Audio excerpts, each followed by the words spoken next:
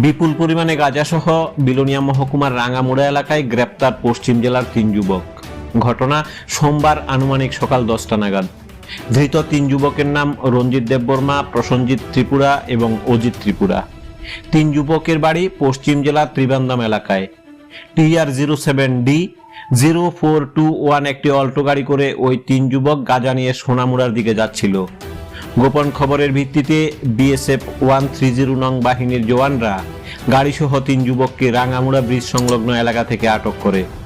ধৃত 3 যুবক জেরার মুখে জানিয়েছে তারা গাঁজা ভর্তি গাড়ি নিয়ে সোনামুড়ার দিকে যাচ্ছিল। প্রায় 50 কেজি গাঁজা উদ্ধার হয় এই গাড়িটি থেকে, যার বাজার মূল্য প্রায় লক্ষাধিক টাকা। পরবর্তী সময় বিএসএফ গাঁজা ভর্তি গাড়িসহ 3 যুবককে পিয়ারবাড়ি থানার হাতে তুলে দেয়।